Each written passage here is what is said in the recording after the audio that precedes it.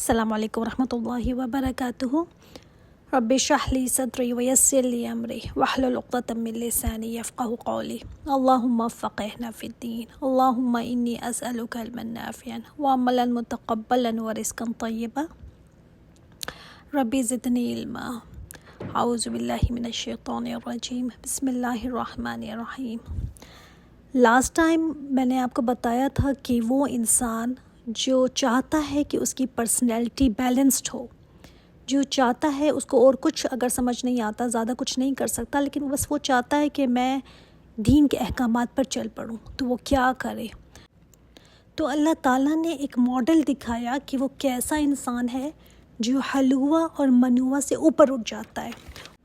ان میں سب سے پہلے وہ نمازی جو اپنی نماز میں ہمیشگی کرنے والے ہیں اور پھر اپنے مالوں میں حق سمجھتے ہیں، مقرر، سوالی کے لیے بھی اور محروم کے لیے بھی۔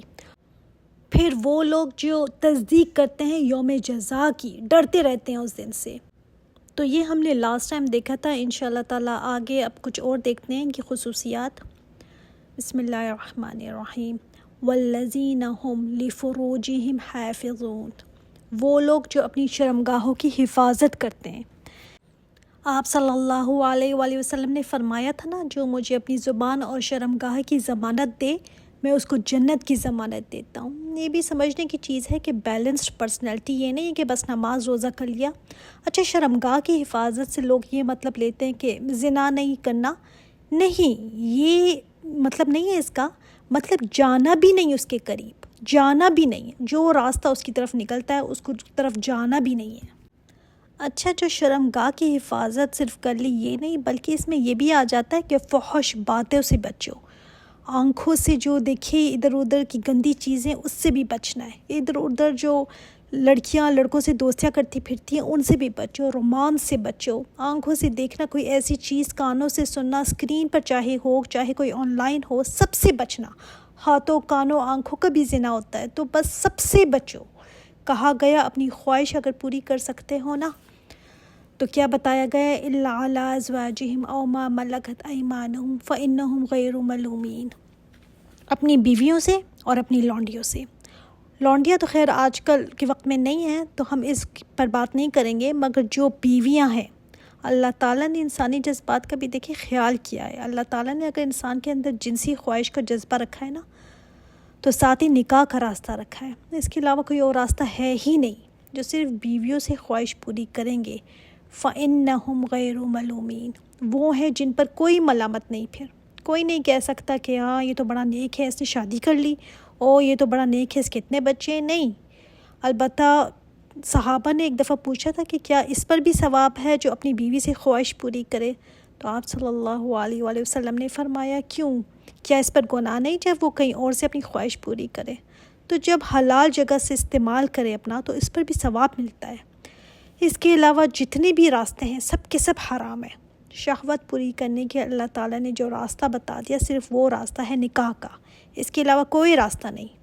اگر کوئی یہ سوچتا ہے نا کہ او ما ملکت ایمانہم میں آج کل کے گھر کی نوکرانیاں شامل ہیں، تو نہیں، ایسا نہیں ہے۔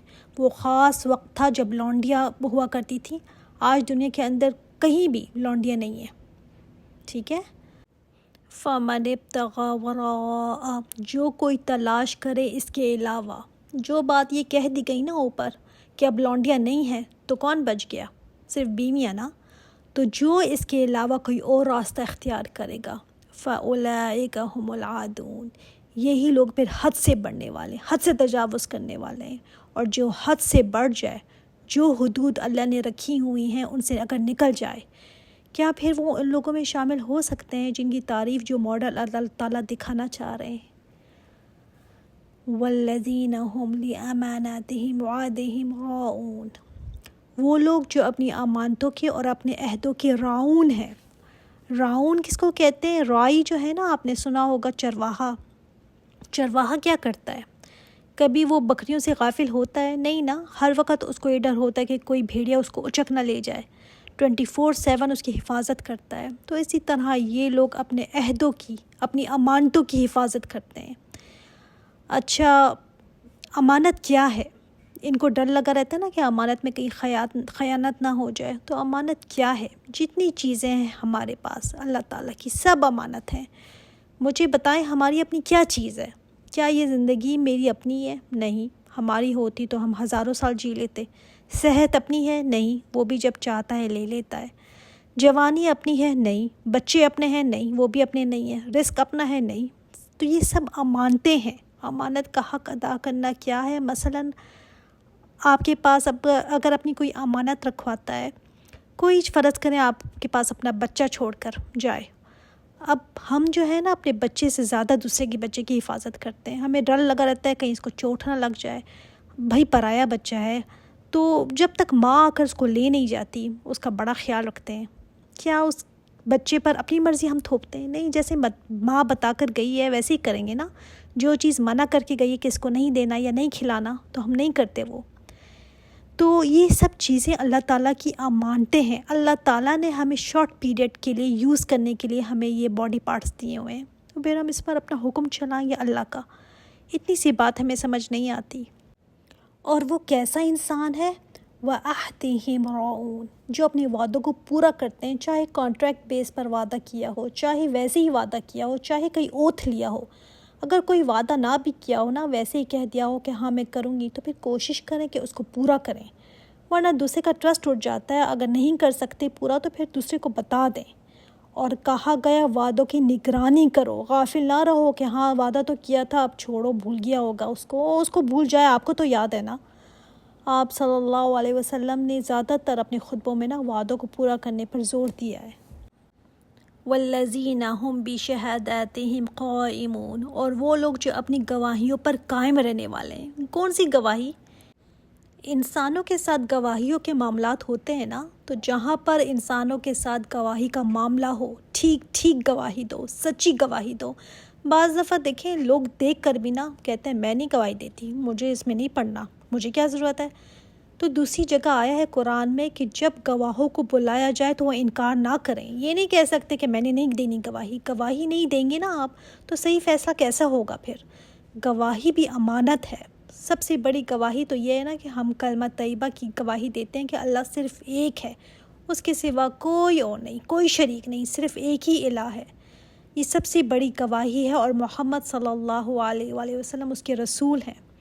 لیکن بعض دفعہ ہم نا اس گواہی کو بھی چھپا لیتے ہیں. کسی کو پتہ نہ چلے کہ میں مسلمان ہوں، حالات خراب ہیں، میں اپنا نام بھی بدل لوں، حال حلیہ بدل لوں، بس کہیں سے میں مسلمان نظر نہ ہوں. تو یہ گواہی بھی آپ نہیں چھپا سکتے. اس گواہی کو بلند آواز میں بتانا کہ ہاں میں مسلمان ہوں. تو یہ گواہیوں کو قائم کرنے والے ہیں اور یہ معمولی بات نہیں ہے. وَالَّذِينَ هُمْ عَلَىٰ صَلَاتِهِمْ يُحَافِظُونَ.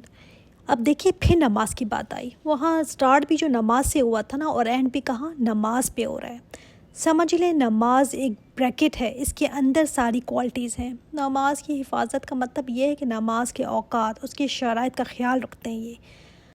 لیکن اس کا ایک اور مطلب بھی ہے کہ اگر تم چاہتے ہو نا نماز کی حفاظت ہو، ضائع نہ ہو تمہاری نمازیں، تو یہ سارے کام جو اوپر بتائے گئے ہیں وہ اگر کر لوگے تو نماز کی حفاظت بھی ہو جائے گی. کیوں؟ کیسے؟ نماز کی حفاظت کا کیا تعلق ہے اس سے؟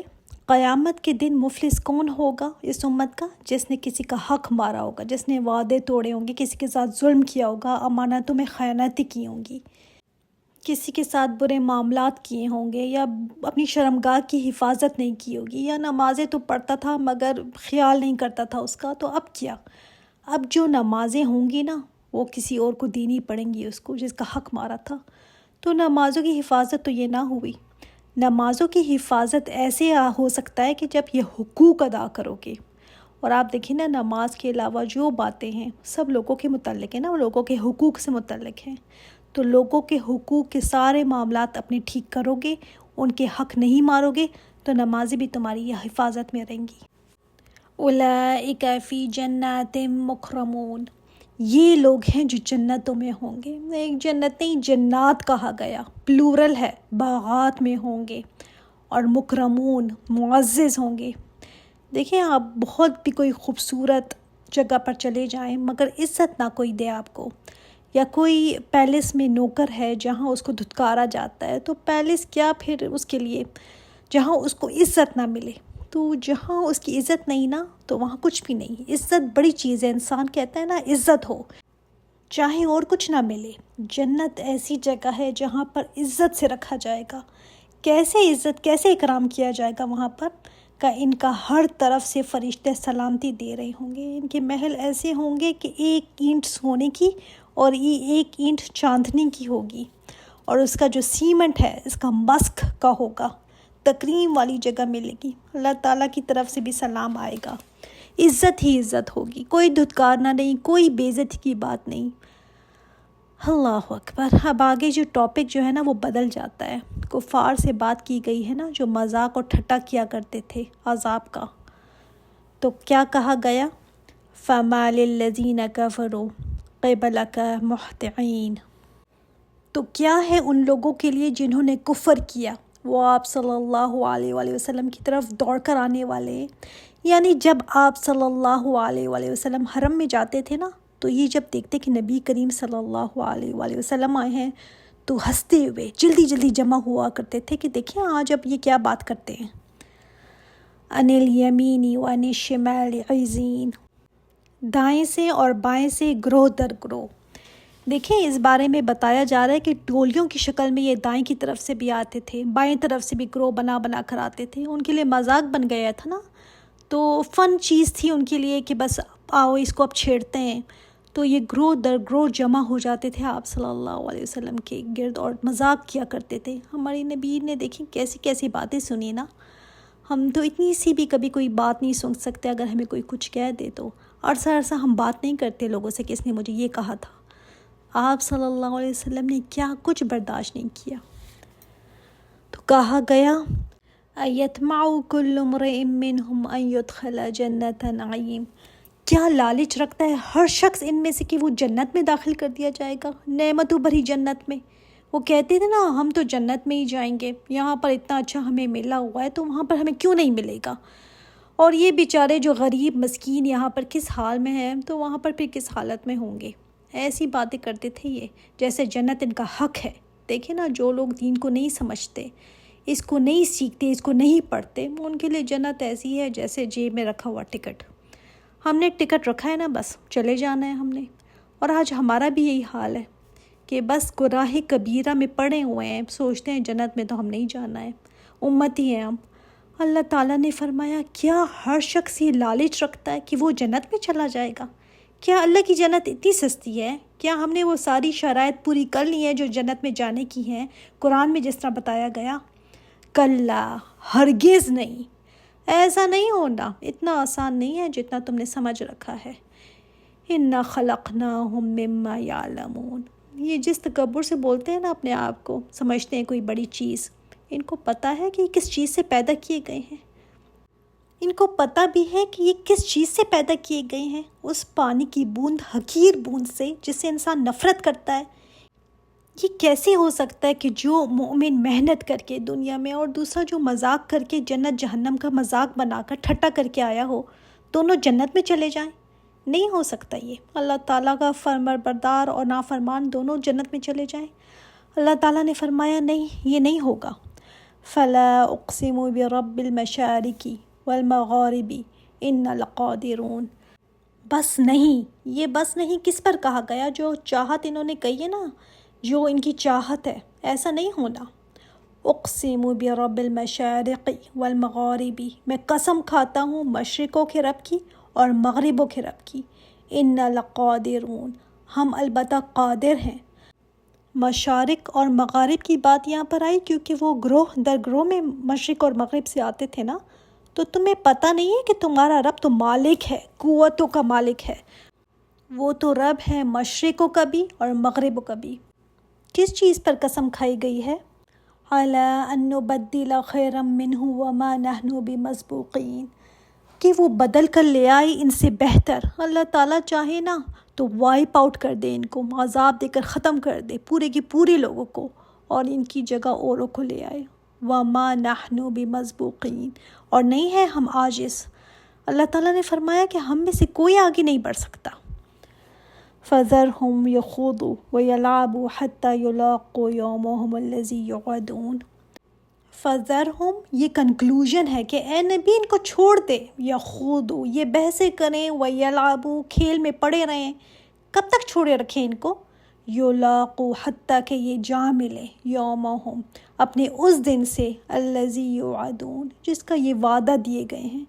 دیکھیں جب بتا کر ہر طرح سے ان کو بتایا گیا نا، آپ صلی اللہ علیہ وسلم کی حرص تھی کہ پھر بھی میں ان کو کچھ سمجھا دوں، تو اللہ تعالیٰ نے فرمایا اے نبی چھوڑ دیں ان کو، جانے دیں ان کو، رہنے دیں ان کو، ان کی بحثیں کرتے رہیں، یہ بال کی کھال اتارتے رہیں، مذاق کرتے رہیں، کھیل کود میں پڑے رہیں. چھوڑ دیں آپ ان کو ان کے کاموں میں لگے رہنے دیں.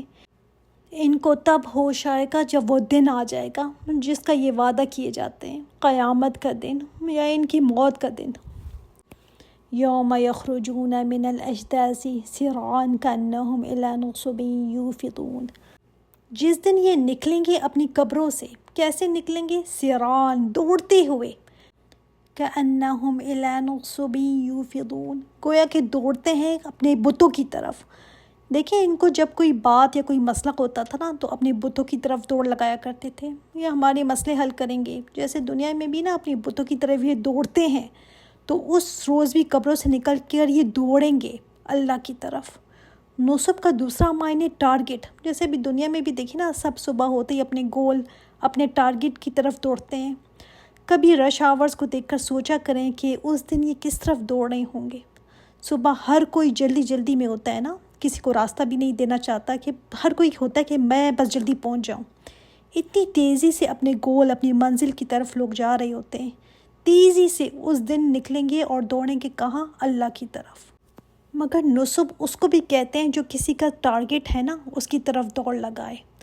خاشیۃ ابصارہم ترہقہم ذلہ، اس دن جھکی ہوں گی، دبی ہوں گی ان کی نگاہیں، ڈھانپتی ہوں گی ان کو ذلت.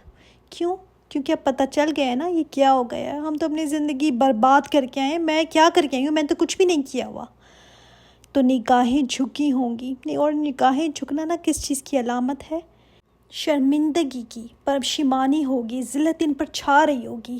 رحق ہوتا ہے نا کس چیز کا دوسرے پر جیسے چھا جانا، تو زبردستی ان پر ذلت چھا رہی ہوگی. ذالک الیوم الذی کانوا یوعدون، یہ ہے وہ دن جس دن عذاب آنا ہے، جس کا وعدہ دیا جاتا ہے تمہیں. یہ وعدہ ہر کتاب میں ہے، ہر نبی نے اپنی قوم کو یہ وعدہ یاد دلایا. اللہ تعالیٰ ہمیں بھی اس وعدے کو یاد رکھنے کی توفیق عطا فرمائے، آمین. کہ ہم نے لوٹنا ہے اس طرف، یہ ہمیں یاد رہے کہ ایک دن واپسی ہے ہماری. یہ وعدہ قریش مکہ سے بھی تھا اور ہم سے بھی ہے، ہر ایک سے وعدہ ہے یہ.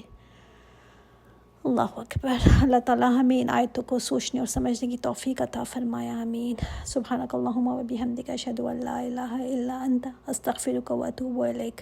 السلام علیکم و رحمۃ اللہ وبرکاتہ.